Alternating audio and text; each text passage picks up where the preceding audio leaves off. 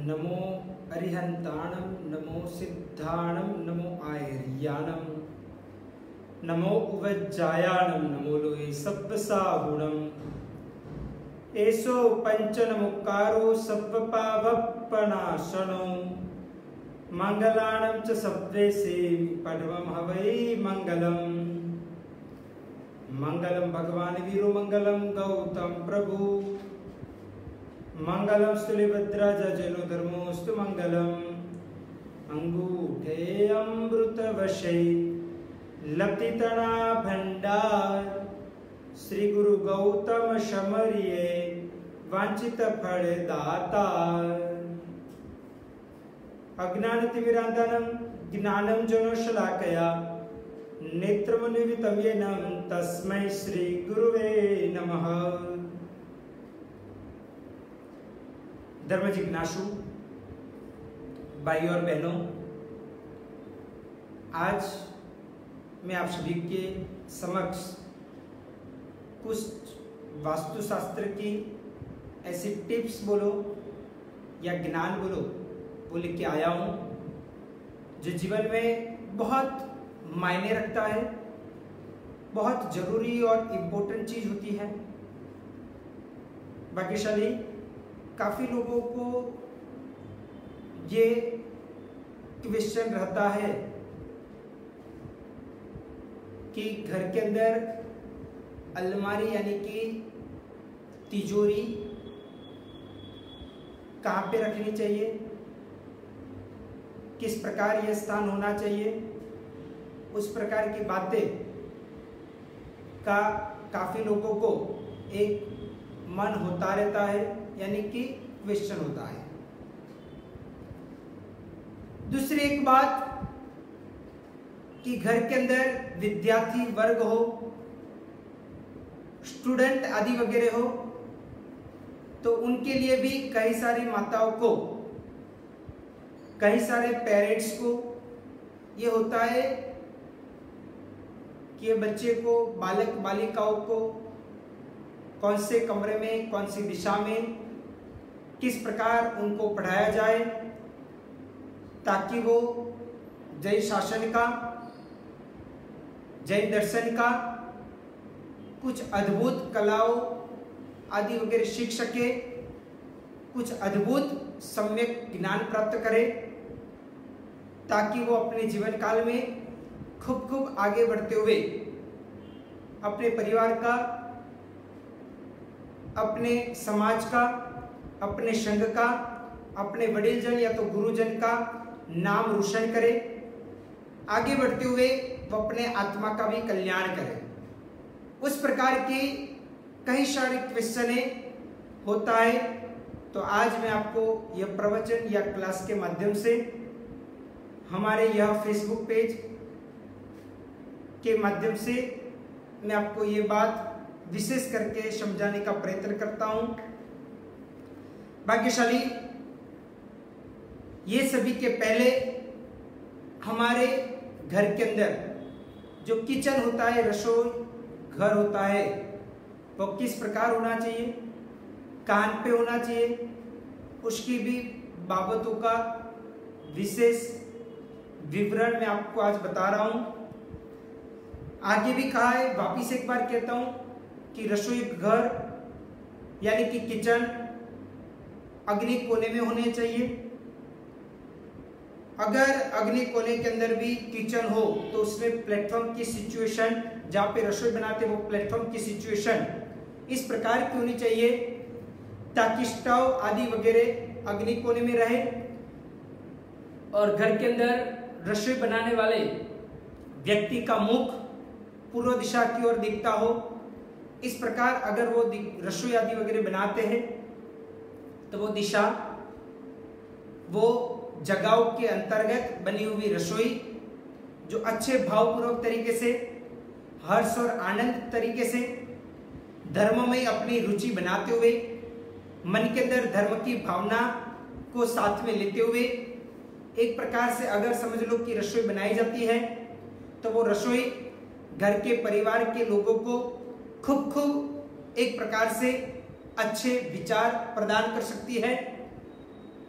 अच्छे लागणी और प्रेम और हुंफ के द्वारा वो आहार, भोजन आदि वगैरह जो घर के परिवार लोग भोजन करते हैं तो उसमें उनके शरीर की सुखापूर्ति, धर्ममय जीवन जीने की एक नई ऊर्जाएं उनको जरूर मिलती है।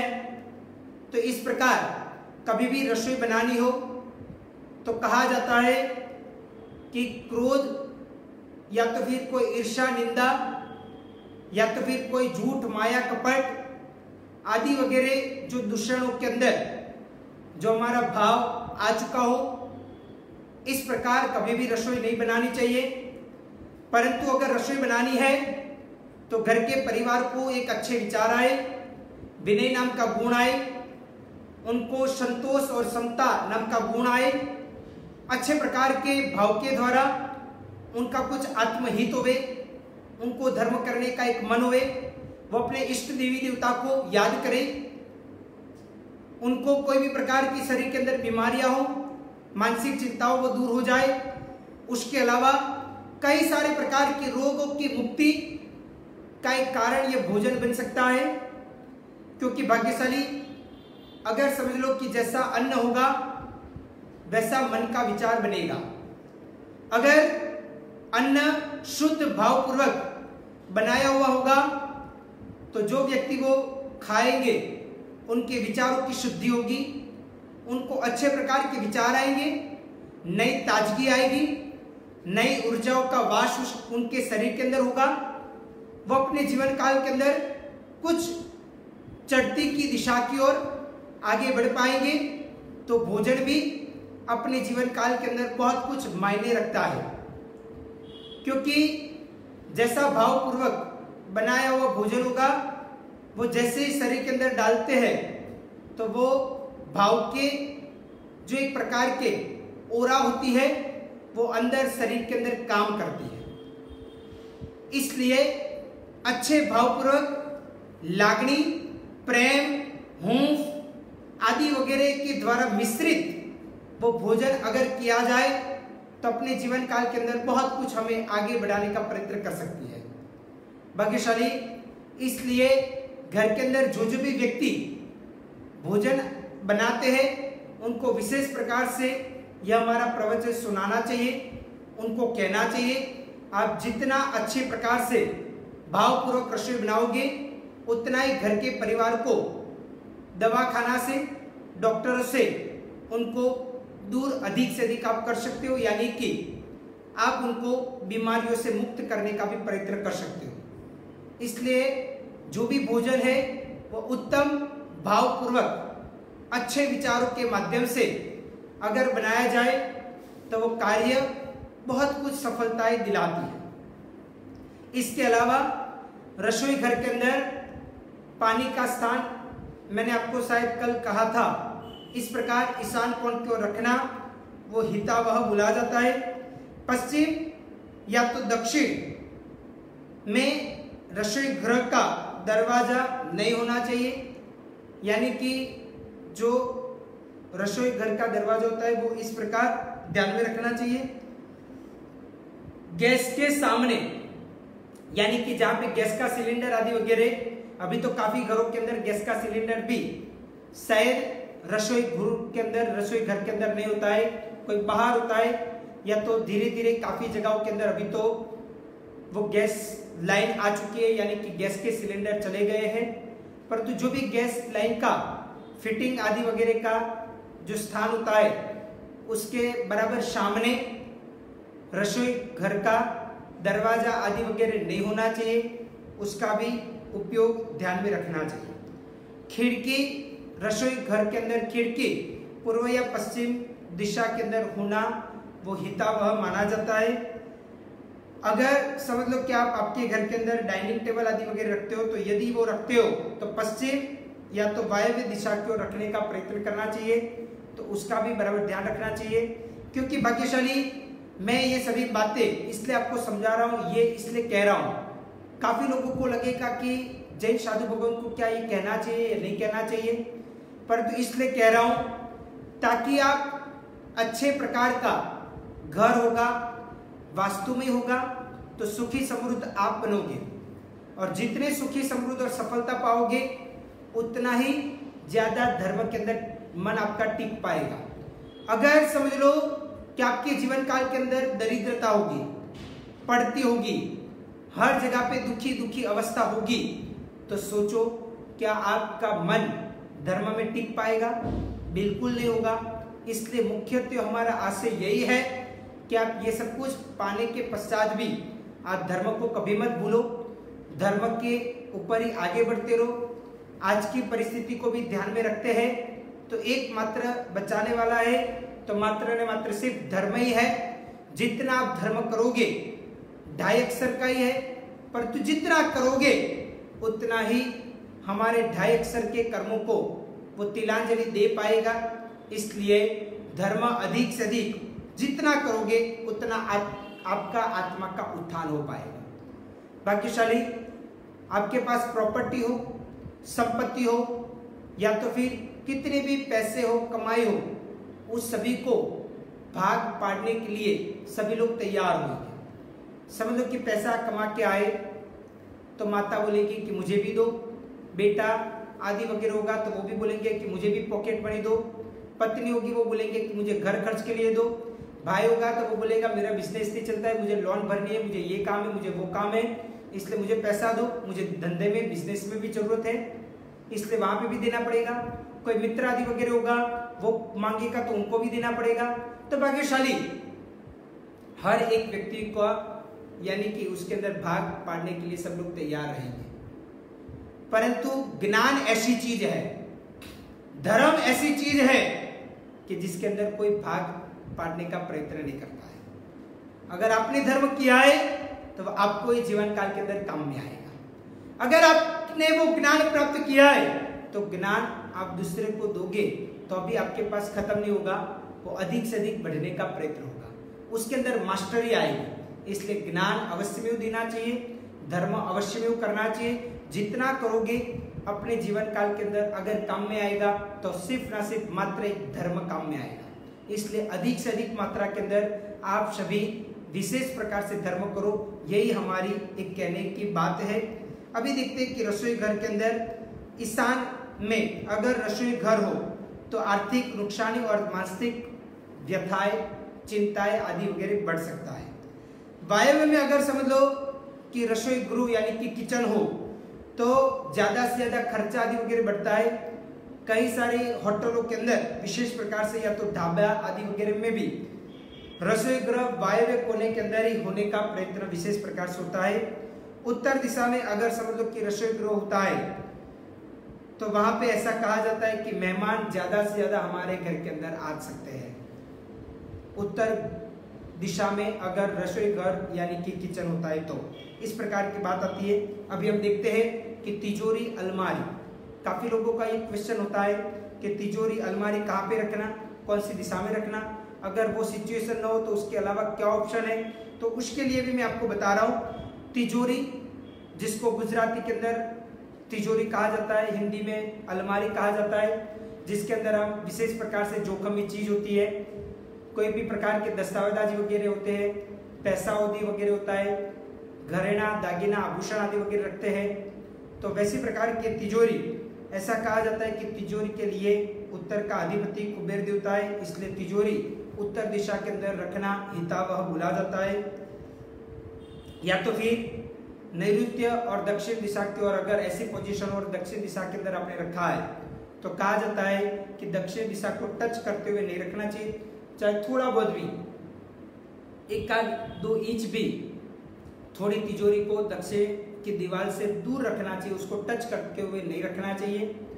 और इस प्रकार थोड़ी सी भी दूरी आप रखोगे तो फिर आपके जीवन काल के अंदर वो अच्छा रहेगा।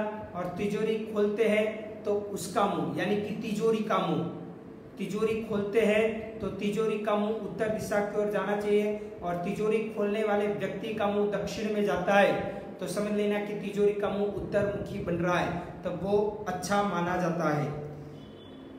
विशेष वो ऐसा कहा जाता है कि तिजोरी जो कमरे में रखी है वो तिजोरी जैसे खोलते उसके बराबर सामने दरवाजा, वो कमरे का दरवाजा नहीं आना चाहिए। उसका भी विशेष प्रकार के ध्यान रखना चाहिए। वैसी सिचुएशन में ये तिजोरी आदि वगैरह रखना चाहिए। अगर ईशान कोण में तिजोरी रखा जाए यानी कि अलमारी रखा जाए, कोई प्रकार का जोखमी चीज या तो कैश हो या तो घरेणा दागीना आभूषण आदि वगैरह हो या तो फिर क्रेडिट कार्ड डेबिट कार्ड आदि वगैरह हो या तो फिर समझ लो कि बैंक की कोई चेकबुक आदि वगैरह हो, कोई शेयर सर्टिफिकेट हो, डिबेंचर आदि वगैरह हो या तो फिर अन्य अन्य प्रकार की जो भी जोखमी कागजात आदि वगैरह हो, दस्तावेज आदि वगैरह हो, वो वहां पे रखना ईशान कोण के अंदर नुकसान कारक कहा जाता है, इसलिए उसका भी विशेष ध्यान रखना चाहिए। अभी उसके आगे बात करते हैं कि व्यक्ति जब भी अभ्यास करने के लिए बैठता है, पढ़ाई करने के लिए बैठता है, तो उनका कमरा किस प्रकार का होना चाहिए, कौन सी दिशा में विशेष प्रकार की पढ़ाई करने के लिए बैठना चाहिए, ताकि आसानी से ये 5 फीट की 6 फीट की या तो जो भी फीट की काया हो उसके दिमाग के ऊपर ये ज्ञान आसानी से चढ़ जाए, वैसा प्रयत्न करना चाहिए। क्योंकि भाग्यशाली कहा जाता है कि अभी भी 100 मंजिले वाली बिल्डिंग के ऊपर पानी चढ़ाना, उसके ऊपर रही हुई पानी की टंकी के ऊपर पानी चढ़ाना वो अभी भी आसान है। यानी कि कोई मोटर वगैरह चालू करो तो आप 100 मंजिले वाली बिल्डिंग के ऊपर पानी की टंकी के ऊपर आप पानी पहुंचा सकते हो मोटर के माध्यम से, परंतु ये 4, 4.5, 5, 5.5 या तो 6, 6.5 फीट की काया के ये मेमोरी के अंदर ज्ञान पहुंचाना सरल नहीं है। बहुत कुछ पसीना निकालते तब जाते हुए ज्ञान इधर चढ़ता है। तो ऐसी कुछ मैं आपको टिप्स देने के लिए जा रहा हूं कि अभ्यास रूम हमारा जो पढ़ाई करने का कमरा होना चाहिए वो कैसा होना चाहिए, किस प्रकार की उसके अंदर सिचुएशन होनी चाहिए, कौन सी दिशा में हमें पढ़ाई करनी चाहिए, ताकि हमें अधिक से अधिक पढ़ाई आदि वगैरह कम मेहनत में बहुत कुछ अच्छी सफलता मिल सके, ऐसा भाग्यशाली हम देखते हैं। तो सबसे पहले कहा गया है कि नैऋत्य और वायव्य के अलावा पश्चिम में आपका वो अभ्यास का कमरा होवे तो अच्छा माना जाता है, या तो फिर आप पूर्व और उत्तर की ओर भी आपका कमरा हो तो भी अच्छा कहा जाता है। उसमें मुख्यत्वे कहा गया है कि पढ़ाई करते वक्त हमारा मुंह वो कमरे के अंतर्गत पूर्व दिशा या तो फिर उत्तर दिशा की ओर मुंह होता है तो विशेष लाभदायक बोला जाता है। ऐसा कहा गया है कि अगर वो कमरे में भी खिड़कियां बनानी हो तो पूर्व, उत्तर या पश्चिम में होनी चाहिए, इस प्रकार का भी कहा गया है। उसके अलावा कहा जाता है कि जब भी आप पढ़ाई करने बैठो तब मन प्रसन्नता पूर्वक होना चाहिए, एकदम खूब हर्ष और आनंद पूर्वक पॉजिटिव ऊर्जा के साथ कि मैं जो पढ़ाई कर रहा हूं मुझे मां सरस्वती की कृपा से, देव गुरु धर्म के आशीर्वाद से आसानी से ये ज्ञान चढ़ जाएगा। इस प्रकार एक पॉजिटिव सोच के द्वारा आगे बढ़ना चाहिए। अगर आपकी ऐसी पॉजिटिव सोच है तो आपको आसानी से ये ज्ञान याद रह पाएगा। परंतु समझ लो कि आपकी वो मन के अंदर ये शंका होगी कि ये चीज मुझे याद रहेगी कि नहीं रहेगी, इतना कठिन है, ऐसी भावना रखोगे तो जरूर आपका मन एक बार उसके अंदर बैठ गया कि ये कठिन है, याद नहीं रह पाएगा, तब कितनी भी मेहनत करोगे सरलता से वो आपको याद नहीं रहेगा। परंतु कितना भी कठिनाई वाला हो, एकदम एकाग्र ध्यान पूर्वक चित्त पूर्वक मन एक जगह पे टिकाते हुए बाहरी दुनिया को भूलते हुए अगर आप पढ़ाई करने का प्रयत्न करते हो तो सरलता से बहुत कुछ ज्ञान अर्जन आप कर सकते हो। उसके अलावा कई सारी अलग अलग प्रकार की टेक्निकें होती है, उसके द्वारा भी आप पढ़ाई के अंदर बहुत कुछ अच्छी तरह से आप वो चीज याद रख सकते हो। तो उसके भी काफी प्रमाण की बातें मैं आपको हमारा यही फेसबुक पेज संयम प्रभु विजय जी, उसके ऊपर से मैं आपको जरूर बताने का प्रयत्न करूंगा, आगे आके वो भी बताऊंगा। उसके अलावा जब आप पढ़ाई करने के लिए बैठते हो तो जो भी आपके पढ़ाई के साधन वगैरह है, यानी कि बुक है, किताब है, पेन पेंसिल आदि वगैरह है, वो योग्य स्थान के ऊपर रखना चाहिए। कभी भी वो नीचे नहीं रखना चाहिए। हो सके तो नीचे पाटला या तो फिर कोई टेबल आदि वगैरह होना चाहिए, उसके ऊपर आप बुक को व्यवस्थित प्रकार से रखते हो तो आपको अधिक से अधिक याद रह सकता है। उसका विनय विवेक होना चाहिए। जब भी कोई बुक हो, कोई भी चीज हो, उसको पढ़ाई करते वक्त उसको ऐसे नमन करना चाहिए, वहां उनको छूते हुए आंखों के ऊपर, सिर के ऊपर इस प्रकार हाथ करना चाहिए, ताकि एक श्रद्धा पूर्वक तरीके से आपको ये ज्ञान आसानी से हो, कला का ज्ञान हो या कोई भी हो, तो आपको याद रह पाएगा। कोई भी संगीतकार आदि वगैरह होता है, अगर समझ लो ये करता है तो बहुत अच्छी बात है, नहीं तो उनको भी जो भी प्रकार का इंस्ट्रूमेंट यानी कि साधन आदि वगैरह होते हैं, उनको भी स्पर्श करते हुए उनको भी नमन करना चाहिए, क्योंकि वो भी एक प्रकार का ज्ञान की चीज है, एक प्रकार का वो कला का ज्ञान है। जैसे काफी प्रमाण के अंदर पुरुष वर्ग जब भी दुकान के अंदर जाते हैं तो कई सारे ऐसे पुरुष वर्ग का एक नियम होता है, जब जाते हैं तो दुकान को भी एक नमस्कार करते हैं और वहां पे बैठते हैं। तो भाग्यशाली ये भी एक प्रकार का उचित बोला जाता है, यानी कि वहां इस प्रकार आप करते हो तो आपकी लेना देनी उससे अधिक बढ़ती है, अधिक से अधिक आपको ज्ञान उसके द्वारा प्राप्त हो पाएगा। आप जो भी कार्य करना चाहते हो वो सफलता उसके अंदर दिलाएगी, इसलिए ये सभी चीजों का विशेष ध्यान रखना चाहिए और ऐसे करते हैं तो हमें जरूर सफलता मिल सकती है। उसके अलावा एकदम शांति का वातावरण हो, वहां पे अगर आप अभ्यास करते हो तो आपको आसानी से याद रह सकता है। उसके अलावा ज्ञान के 5 खमासना या तो फिर एक प्रकार से 5 लोगस का कौशक या तो 51 लोगस का कौशक आदि वगैरह भी करते हुए ज्ञान का इस प्रकार का हमें विनय विवेक करते हैं तो ज्ञानावर्णीय कर्म हमारा दूर होते हैं, और ज्ञानावर्णीय कर्म दूर होगा तो आसानी से वो पढ़ाई हमें याद रह पाएगी। इस प्रकार भी अवश्य में वो करना चाहिए। उसके अलावा कहा जाता है कि जब हम पढ़ाई करने के लिए बैठते हैं तो ये ज्ञान मुद्रा कही जाती है। पहली अंगुली और अंगूठा वो दोनों के जो पेरे हैं उस दोनों को टच करना है, नाखून को टच नहीं करना है, विशेष ध्यान में रखना। दोनों को टच करते हुए बाकी की 3 अंगुली को टट्टार रखना है और ऐसे घुटने के ऊपर टट्टार बैठते हैं तो वो, और इस प्रकार बैठते हुए मैंने आगे आपको ये सरस्वती माता का मंत्र सुनाया था, वापिस एक बार सुना रहा हूं, उसका पाठ करना चाहिए। हो सके तो कम से कम 9 बार या तो फिर 7 बार या तो फिर 3 बार तो कम से कम वो सरस्वती माता का जाप करना चाहिए और उसके बाद ये शुरुआत करनी चाहिए।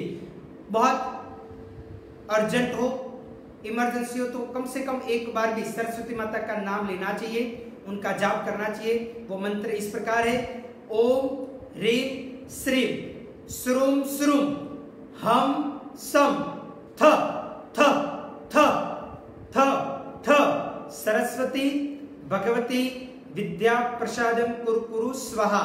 इस प्रकार आप मंत्र जाप करते हो तो अभी आपको ज्ञान अर्जन सहलायता पूर्वक तरीके से वो याद रह सकता है। कई लोग लिखते वक्त पेन को भी मुंह के अंदर डालते हैं तो वो भी उचित नहीं बोला जाता है। अगर वैसा किया जाए तो अभी ज्ञान के अंदर हमें कर्म लगते हैं और इस कारण से ज्ञानावर्णीय कर्म के कारण हमें याद नहीं रहता है, इसलिए उसका भी ध्यान रखना चाहिए।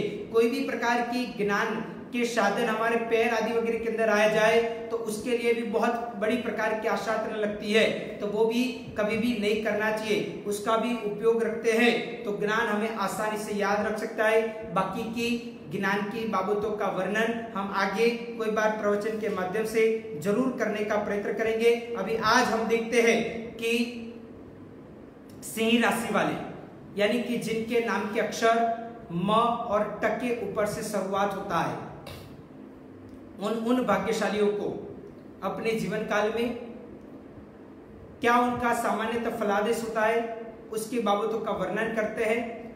यानी कि ये जो भी मैं वर्णन कर रहा हूं वो मात्र सिंह राशि का वर्णन है। अगर समझ लो कि उसके अंदर कोई ग्रह उच्च का स्वग्रही वगैरह वगैरह होता है तो फिर उसका फलादेश कुछ चेंज भी हो सकता है, इसलिए मात्र ये सिंह राशि का फलादेश है। विशेष ध्यान रखना, सिंह राशि वाले व्यक्ति जनरली क्रोधी होते हैं और ऐसे प्रकार के लोग समाज सेवा के कार्य के अंदर आगे बढ़ने का कार्य वो खूब करते हैं। सिंह राशि वाले जो व्यक्ति होता है वो जातक को कभी किसी के अंडर में काम करने का मन नहीं होता है।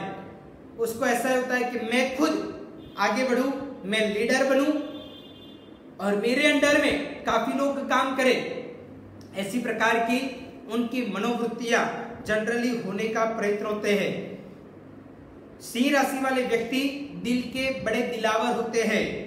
उनके अलावा ऐसे प्रकार के व्यक्ति जब भी सफलता मिले उसका पूरा श्रेय गुरु को, माता पिता को, विद्या गुरु को, वडील वर्ग को आदि वगैरह को देने का प्रयत्न करते हैं। ऐसे व्यक्ति कलाओं के अंदर विशेष आगे बढ़ते हैं। ऐसा कहा गया है कि ऐसे व्यक्ति कलाओं के बहुत जोरदार पुजारी होते हैं, यानी कि कलाओं का ज्ञान प्राप्त करने का जब भी मौका आता है, समय आता है, तो वो एक भी मौके को चूकते नहीं है। वो जरूर ये कलाओं का ज्ञान अवश्य में प्राप्त करते हैं। यह जातक की जो सिंह राशि है, यानी कि वो सिंह के प्रभाव वाली बोली जाती है। और ऐसे जातक जैसे शेर कभी भी घास नहीं खाता है, वैसे वो व्यक्ति भी अपने जीवन काल के अंतर्गत कोई भी परिस्थिति में हार स्वीकारता नहीं है।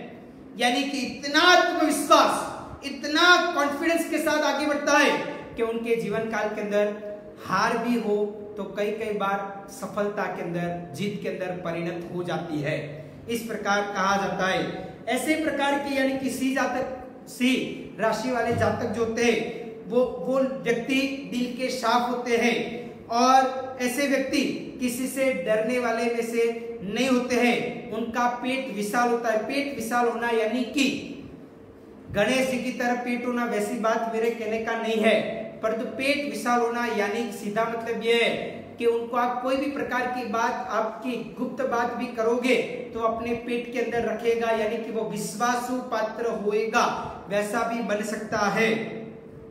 उसके अलावा ऐसे व्यक्ति जनरली उनके जीवन काल के अंदर बहुत सारा घूमने की परिस्थितियां उनके जीवन काल के अंदर आती है और वो दिन प्रतिदिन नए नए कार्य करने के लिए वो घूमते रहते और वो हर रोज कुछ नई ऊर्जा के साथ आगे बढ़ने का प्रयत्न करते।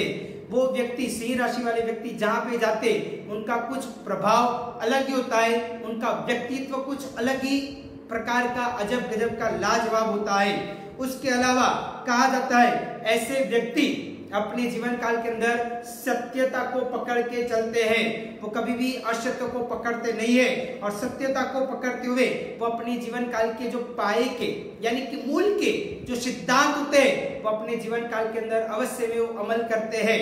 वो सिंह राशि वाले व्यक्ति जनरली समय के आधार के ऊपर चलते, यानी कि समय के हिसाब से चलते। उनको जो समय बोला है यही समय पे आपको ये काम करना है, तो वो समय के शायद 2 मिनट पहले वो तैयार हो जाएंगे, यानी कि समय सर चलने वाले, वैसे प्रकार के नीतिमत्ता वाले वो व्यक्ति जनरली होने का प्रयत्न होते हैं। वो सत्य के लिए अपना प्राण देने के लिए भी कई बार ऐसे व्यक्ति तैयार हो जाते हैं। ऐसे व्यक्ति सत्य के लिए चाहे अपने माँ बाप हो, चाहे समाज के लोग हो, तो सभी को अपने जीवन काल के अंदर छोड़ने के लिए तैयार हो जाते, परंतु सत्य को वो छोड़ते नहीं है। इसलिए ऐसा कहा जाता है कि ऐसे प्रकार के लोगों के शत्रु, दुश्मन लोग दुनिया के अंदर बहुत सारे हो सकते हैं। ऐसी प्रकार की बातें अभी भी कुछ बहुत जरूरी और बहुत मार्मिक ऐसी सिंह राशि वाले की बाबतें मैं आपको कल जरूर वापस बताने का प्रयत्न करूंगा। कल भी कुछ ऐसी अद्भुत बाबतों का वर्णन मैं आपके समक्ष लेके आने वाला हूं। तो इसलिए भाग्यशाली जीवन जरूरी, बहुत अद्भुत जरूरी बाबतें हैं। ये बाबतें आप समझोगे तो कुछ आपको लगेगा ये तो कुछ नया ज्ञान है, कुछ नई बाबतें हैं, जीवन काल के लिए बहुत जरूरी है। तो वैसी बाबतों का वर्णन मैं आपके समक्ष लेके आऊंगा। तो भाग्यशाली जरूर आप सभी हमारे से जुड़ने का प्रयत्न करो और अधिक से अधिक लोगों को, स्वजनों को, स्नेहीजनों को, परिवारजनों को, कुटुंबीजनों को आप जरूर ये हमारे प्रवचन, हमारे वीडियो के अंदर जरूर सभी को जुड़ने का प्रयत्न करो, ताकि सभी लोग ये प्रवचन के माध्यम से अधिक जन जन तक ये ज्ञान पहुंचने का प्रयत्न हुए। बस यही शुभकामना। वितरागी आज्ञा विरुद्ध कुछ भी बुलाओ तो मिच्छामि दुक्कडम। सर्वमंगल मांगल्यम सर्वकल्याण कारणम प्रधानम सर्वधर्माणां जैनम जयति शासनम।